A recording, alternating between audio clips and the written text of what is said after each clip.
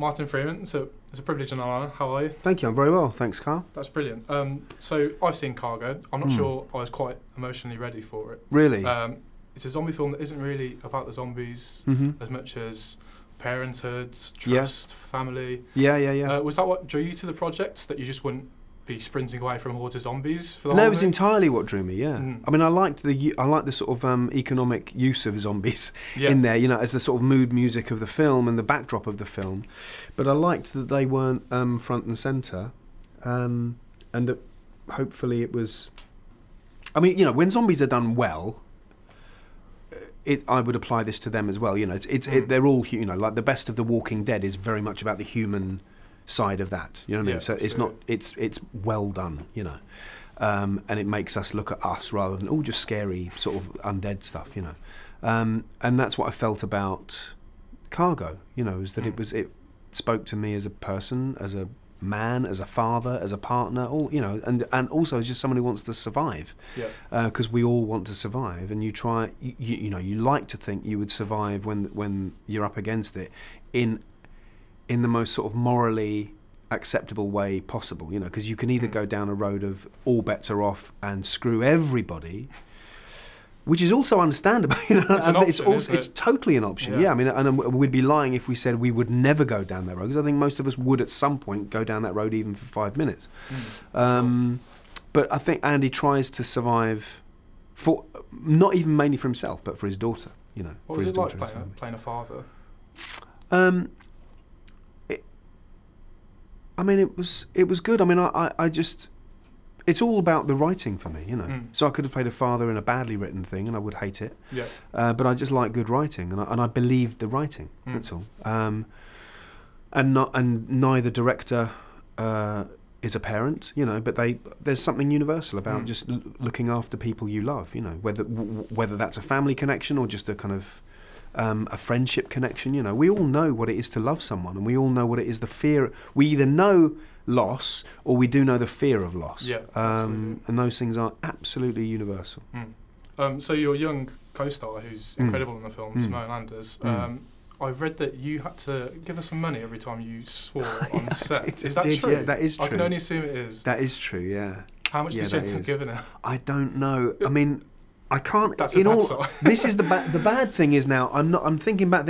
I don't even know if I gave her money or just said I would give her money, and that's something my kids would relate to as well. Yeah. Because when I say, "All right, I'm going to give you £5 every," you're like, I don't always end up. No, because just then the day goes, and then you're watching The Walking Dead, and it's all forgotten.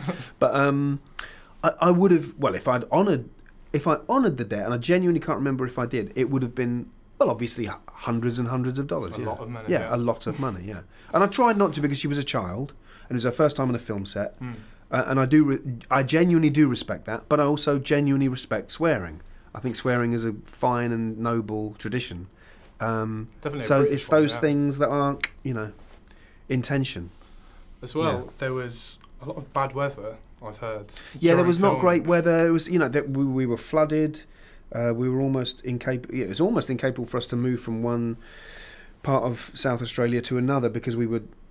Yeah, it was. Just, the rain came in and it was like a sort of tropical storm. Was it ominous? Did it help in a way? It didn't help that. No, it didn't because that was a travel day and we couldn't travel. Yeah. Of course, we're all going to drown, you know. But the other stuff, it was. Some of it looked like a wet weekend in Margate, which was weird because it was, you know, we're in the outback. Yeah, in the middle of Australia. And it was humid and ridden with mosquitoes and flies. And again, I'm not an Aussie. I'm not massively used to that stuff. Not built for that. No. The Aussie crew were fine, but they were just laughing at the Englishman who was like being bitten to death by these mosquitoes. You know. Covered in sun cream, I imagine. Covered in sun cream and like, you know, big welts. I mean, honestly, they just went for my face. It was while we were filming. It's not a great look. It's like they have no clue. They have no clue who I am. No, not a clue. No. And there's one scene in particular I found really interesting. It was at the beginning when Andy and Kay, they're on the boat and they're sort of planning where they're going to go and what they're going to do. And Kay has a pen in her mouth and Andy says to her, "I like your plan, just eat the pens." Yes.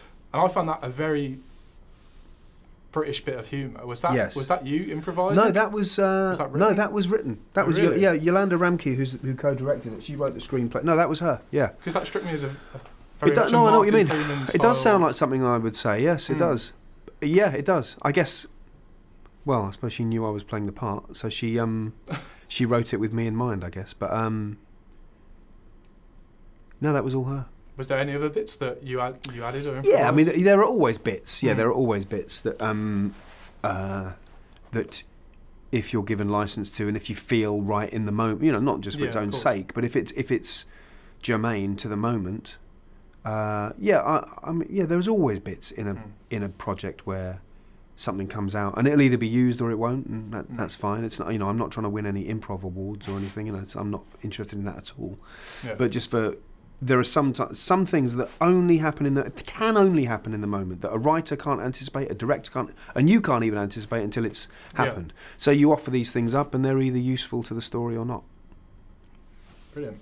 So, along with that, there's a lot of the film that's just spent you with Rosie the baby just on your back in the outback, and you're carrying a lot of the emotional weight of the film. How did you find that compared to, say, working with a big cast and sort of bouncing off each other? There are real pluses to both of those things, because I always say, and I think I mean it, that my biggest pleasure in acting is other people, you know.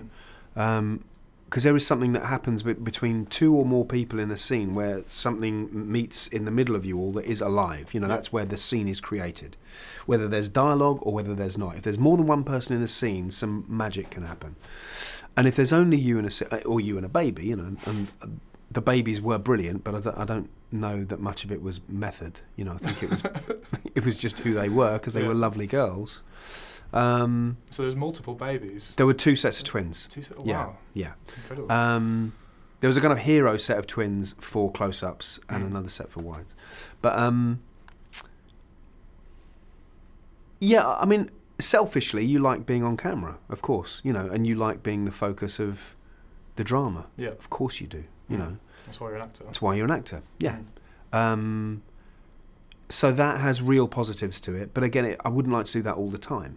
You know what I mean? Because I miss the, and also I'd got to do that in Cargo. You know, I got to work with other people who were brilliant, but yeah, I mean those moments where it is just you, ostensibly just you, are great, but I wouldn't want to do it all the time. No. Okay. So now time for the dreaded film first. Yeah. So if it's okay with you, we'll take a trip down memory lane. Do you remember the first time you were scared during a film, or the first film that made you jump? Yeah, we were in Psycho. Yeah. In Psycho? Yeah, I watched Psycho when I was 7, and that terrified me. Yeah, it terrified me. Yeah. What about the first time you remember acting? Maybe not in an actual role, maybe just at home with the parents? I think I was always. I think kids act. Kids act. Yeah. You know, if kids are well and happy, they're acting all the time, I think. The first time I was ever on any sort of stage that I remember was I was 12 or 13, and I was at school doing a musical about David and Goliath, and I thought, I fucking love this. Who were you in that? I was David, because I was really not very tall. I think you playing Goliath would have been interesting. Right? Yeah, in a kindergarten I could have done that. But no, I was David, and it was a sort of it was kind of a groovy, I suppose, post Jesus Christ Superstar kind of religious musical sort of thing, and I loved it. I really liked it, and I think when you caught the bug. I think my mum had a feeling of I think this might lead to something else. Yeah. I always got typecast as, I think I was Herod and Pontius Pilate. Really? Yeah. So baddies. I was the bad guy. Okay. I mean. Yeah, Pilate's an interesting one. He's not just about, you know, like he's layered, isn't he? He has Herod is a complete twat. Yeah, Herod's a fucking really twat. Bad, yeah. I mean, he's a baby murdering twat. But Pontius Pilate, you can see there's layers there. Yeah. And I'm sure you brought them. I brought. I'm sure you brought those. Yeah, absolutely. Do you remember the first film you saw on a date, or took someone to see on a date? Offhand, I'm thinking maybe it was Shirley Valentine. Oh, really? In 1989. And that would have been with my first girlfriend, Michaela. I think we probably would have seen it in Kingston on Thames. Was it a first date, or was it? No, it wasn't a first. No, I think we'd been going out for a while. I mean, I was like 17. Yeah,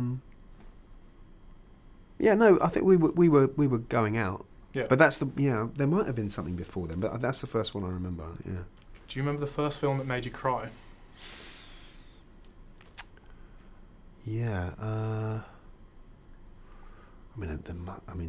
There are so many. E.T. did me in. E.T. completely did me in, actually. Yeah, that stayed with me for months, that film. It's done a lot of people. For months. Yeah. And I find myself thinking, like, what, about their life outside of that, and what would they be doing? I mean, when we came back, and and I was not tiny. I was 11 when I saw that film, but it's the sort of that's the talent of a great filmmaker, I suppose. He hits you where you live. Mm. And do you remember this last one? Do you remember the first DVD you ever bought? First DVD? Yeah. I remember the first DVD that was bought for me, which was Ricky Gervais bought me a Laurel and Hardy DVD. Oh, really? Yeah. Was that a birthday present? It was. It was a 30th birthday present. Oh, yeah. Lovely. Yeah, that's how old I am. I was DVDs going when I was 30. Yeah. But I don't remember the first one I bought. But I remember we bought Shrek early on, and looking at on a fairly big telly, looking at these DVDs and the quality of this picture and stuff. Yeah. And going, look, Mum, look at that, Yeah, but no, Laurel and Hardy was the first DVD that I took home. Yeah. That's great, Martin. Thank you. Thank you so much. Thank you very much. Lovely to meet you.